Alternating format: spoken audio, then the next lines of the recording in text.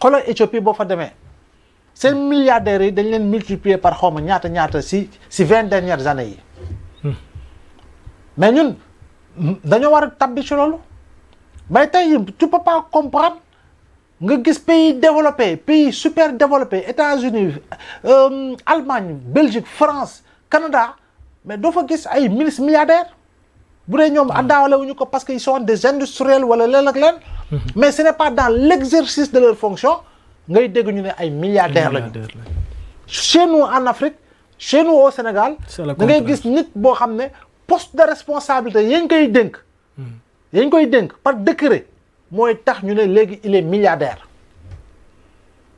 ñooñu nag ñi leen war a freiner mooy li nga xam ne mooy justice à travers la reddition des comptes suñ ko defee justice bi peut-être freiner leen teg leen ay daan te démb ci justice boobu dégg nañ ki nga xam ne mooy Ousmane Sonko en tant que citoyen noonu la ko waxee mais aussi il est le premier ministre ñaari casquette yooyu des fois différencier ko dina xaw a jafe mais moom su demee ba ne justice bi am na ay magistrats yu nga xam ne voilà jubuñu ca ñoom ñu war a atte li nga xam ne mooy dossier yi war ko attewaat donc ban justice moo war a atte genre dossier yi. mais justice si boppam amul beneen justice moo fi am léegi nag foo dem. jub am na ñàkk jub am na. lan moo ciy seen responsabilité moom en tant que premier ministre et non citoyen lan moo ciy responsabilité mais xam nga tey mënoo dingi sax mënoo tëqale ñaar ñooñu. waaye lu jafe la. mënoo tëqale parce que. même bu demoon ba permanence Pastef. di def conférence de presse di nga gis si taskatu xibaar bu jóg na ko monsieur le premier ministre. waaw c'est forcé. tey président Diomaye mënoo ko boolee fenn parce que démissionné na de toutes les instances de Pastef. Absolument. kon benn président boobu nga fi mais fii casquette boobu mënoo def différence bi. nous tous nous sommes citoyens au-delà de tout poste de responsabilité même le président est d'abord citoyen avant d'être président.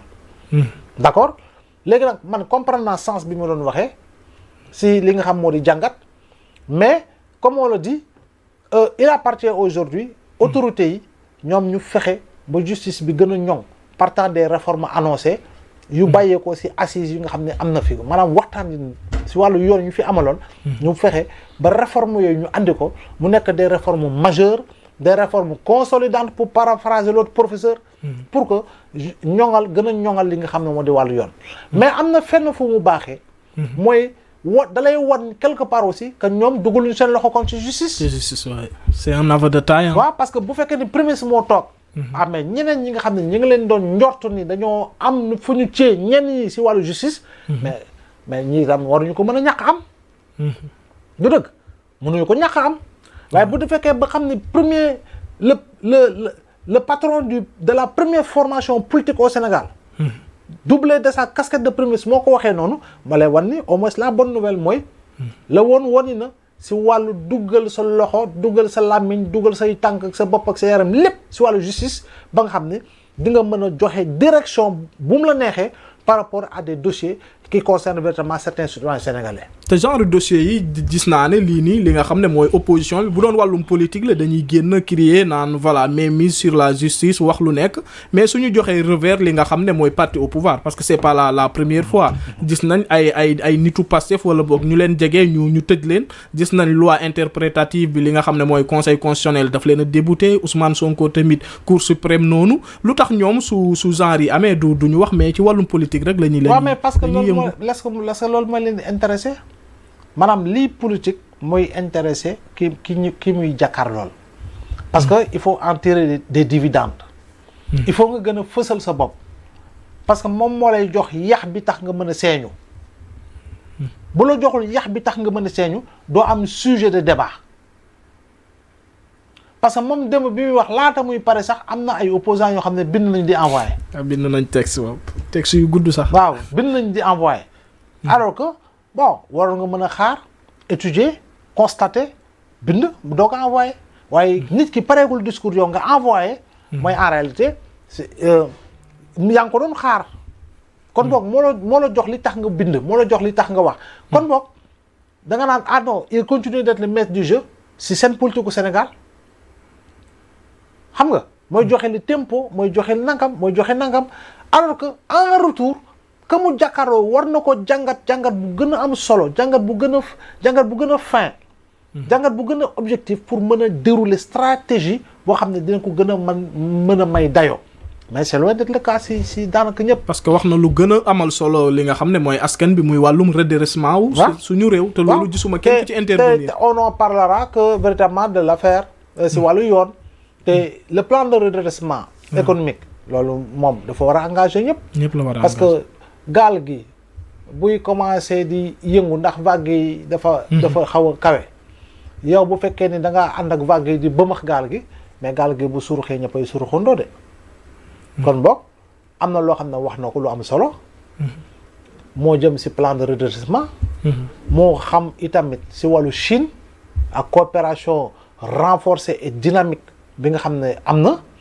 ak yeneen ponk waaye boo bëggee yemale lépp ci wàllu justice bi rek en réalité malheureusement on ne choisira comme nous dans la presse bon c'est une habitude de choisir li nga xam mooy sujet à polémique. Absolument. Parce que comme on le dit les trains qui arrivent à l'heure ne nous intéressent pas. Absolument. Mais l'un dans l'autre xam nga traitement moom tu peux mettre en avant mais doo occulter yeneen partie tam yu am solo à travers l'éclatement des textes wala nga def ko un bloc de texte avec ce qu'il faut. Voilà donc mais quoi qu'on puisse dire dina continuer de créer polémique parce que pour certains les mots ont été durs contre certains magistrats. Pour d'autres la justice les critiques contre la justice ont été dures. Perception la aussi doo ko bañal keneen ak keneen. C'est la démocratie. Parce que du sa position rek mooy position wu dëgg. sa position rek moo am solo de la position yëpp. Et je pense que niveau boobu nag war nañ fa sax toll nit ki amul sa position waaye nangul keneen position am. La démocratie c'est l'acceptation de l'autre. waaye nag ñu teg ko ci argument boo xam ne. argument bu leer la Seydina Omar. waaye pas dans les caaxaaneries. pas dans les sénégaliseries. D'accord ñu teg ko ci li nga xam ne xam-xam moo koy lal. nga xam ne quand tu critiques ku ko dégg dina xam ne son bi may dégg son bu neex la. dina mën a dugg ci nopp bi jaar fi mu war a jaar. en tout cas moom nee na voilà su nekkoon président moom yu ci bëri yëpp du am du ko bàyyi mu jàll maa ngi gis Pape Djibril Fall sax nee na voilà bu ko waxati. bu ko waxati di ko araftu. xam nga un propos moom reste un propos. léegi nag comme ni mu la ko waxee kay def politique moom il va sauter sur l'occasion. parce que da koy mayaat benn vitrine boo xam ne daana fàttali boppam. wala dina créer condition pour gën a fësal boppam dina créer condition pour amaan nañu gën a bàyyi xel ci boppam. c'est politique encore une fois. mais man propos boobu. mënuma ko jàppee du ma ci dugal un contenant négatif. non kon kii bu nekkoon président ñëpp lay duma. kii bu nekkoon président dina toroxal nit kii bu nekkoon nangam déedéet du tout. du tout pourquoi forcément le discours politique reste le discours politique. n'est-ce pas.